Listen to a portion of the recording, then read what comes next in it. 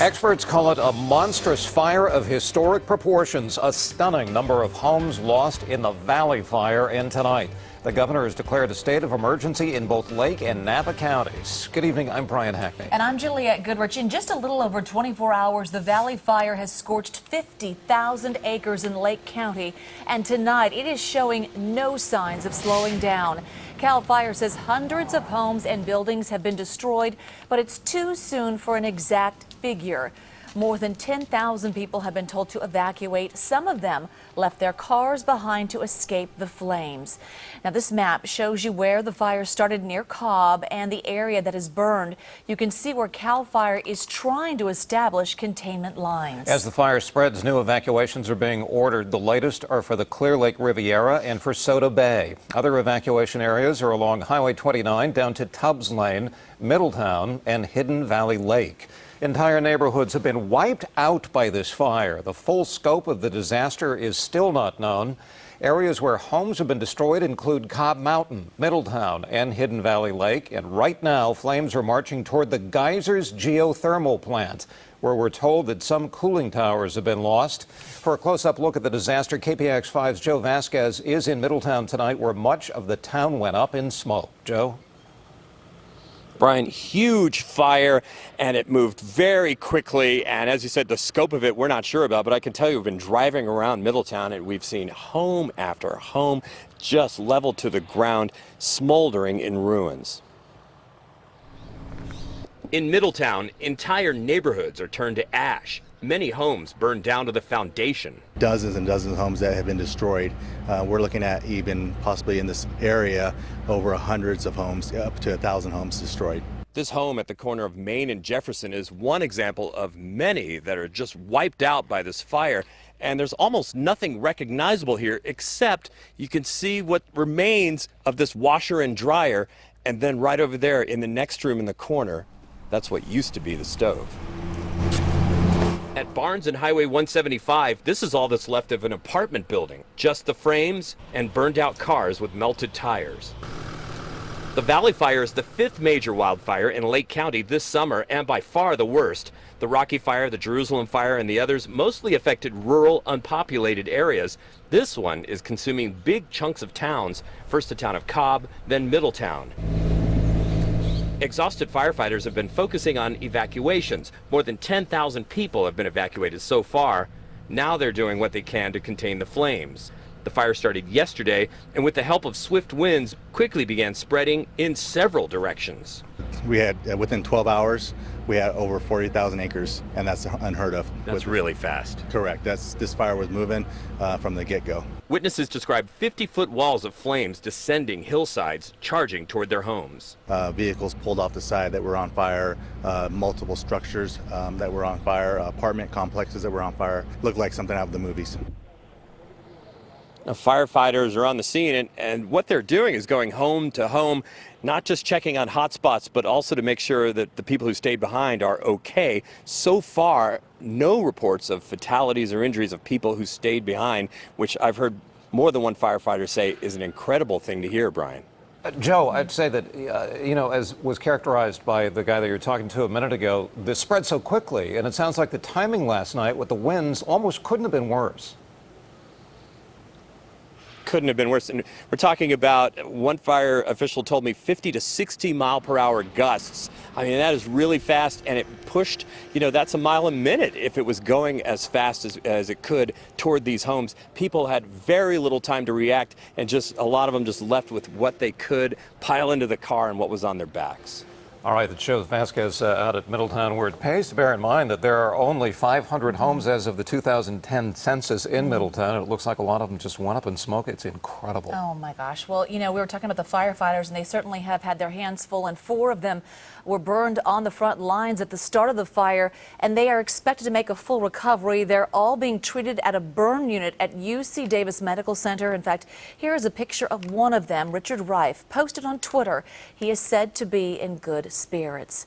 Now, people who were forced to run from their homes have harrowing stories of their escape. It went all the way around us. There was no stopping it. That would just watch the houses around us burn. Yeah, it was utter chaos. It was crazy. We just watched all the houses around us burn as we just sat there with garden hoses and did what we could do. Tonight, hundreds of people are in shelters set up by the Red Cross. Those evacuation centers are set up in these locations: Kelseyville High School on Main Street in Kelseyville, the Clear Lake Senior Center on Bowers Avenue in the city of Clear Lake, and the Napa County Fairgrounds on North Oak Street in Calistoga. And that's where our Mark Kelly joins us with the latest. Mark? And Brian, we just heard from fire officials just 15 minutes ago. That's wrapping up right now. The mayor of Calistoga telling folks here, these fire victims, not to worry, they will be taken care of. But CAL FIRE also talking about how unique this wildfire has been. Many people forced to leave their homes within minutes and get to this evacuation center.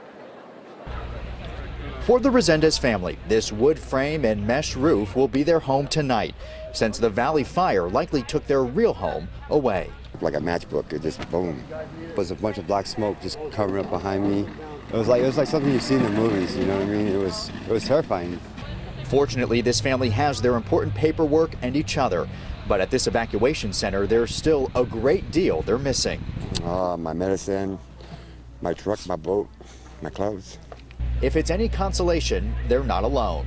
There's been tears shed. Everybody's feeling this loss here. 600 slept here at the Napa County Fairgrounds last night. Today, the Red Cross added more space, ready for new evacuees to pour in tonight. Does it just warm your heart to see this? Yeah, it's this is what it's about right here. At this shelter, pets are welcome too, under a few conditions. We have supplies, and animals are welcome here. They're just not invited indoors. Next to the truck. Most of the day, a stream of vehicles dropping off everything from pet food to clothes, even dishes, anything to help the fire victims rebuild their lives. But now, the American Red Cross says it really needs volunteers and Money.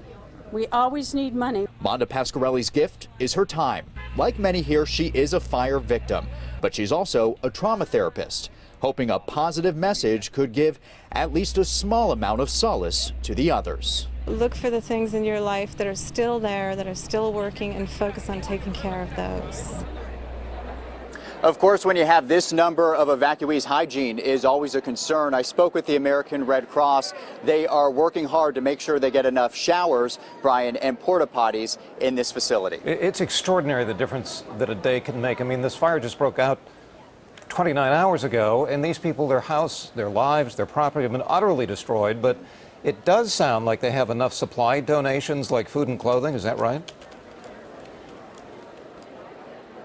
And that is the good news, Brian. I've been here all day. The donations, as you saw in the piece there, have just been pouring in. But the Red Cross does say they have enough when it comes to food and clothing. No need to bring any more of that. If you want to help out at this point, your best bet is to log on to redcross.org and donate your money. That way, the American Red Cross can help these evacuees even faster. Got it. Okay, Mark Kelly live at the Napa County Fairgrounds in Calistoga. Well, take a look at this. Ash from the fire is falling in the Bay Area. Check out this picture from our own meteorologist, Paul Diano. Look closely. You can see ash on the windshield of a car. This photo was taken in Walnut Creek, a good 80 miles from the Valley Fire. Some of the smoke from the fire is blowing into the Bay Area, as we just pointed out. You might have noticed it. This is the view from our camera in Dublin. You can see the haze in the atmosphere, and the view from Mount Vazquez is even worse. Lots of smoke is visible there. There are 1,000 firefighters on the scene of the blaze, and they're battling both flames and weather. Near the blaze right now, the temperature is near 80 degrees. The winds have gusted to as high as 36 miles an hour over the course of the day. While winds have settled down, it's extremely dry, with humidity running around 15%. And one of the reasons that fire burned so rapidly is the extremely dry fuel after 4 years of drought. Southwesterly winds tonight will tend to push the fire to the north and the east, and those winds will gust to 20 miles an hour. There is some good news. High pressure will give way to a packet of colder air that's coming in from Oregon, so temperatures will cool at least 10 degrees in Lake County tomorrow. The winds ease up a bit. The humidity rises. There's even a chance of showers in the area by Wednesday morning. In the meantime, firefighters have their hands full both with this And the other big fire. Yes, that other big fire is in Gold Country, where firefighters are making progress on the Butte wildfire. It is now 20% contained and has charred 65,000 acres in Amador and Calaveras counties. But the damage from when it exploded on Wednesday can be seen everywhere. More than 80 homes have been destroyed, along with dozens of other buildings. One man who lost everything said the flames destroyed his home in just a matter of minutes. The firestorm that came across these hills, from being knocked down through there, within 15 minutes, it was sitting in the backyard above those trees, and these trees were all on fire when I left. And it came up in minutes. Evacuation orders are still in effect as 6,400 homes remain threatened. Steep terrain is making it difficult for firefighters to get to some spots.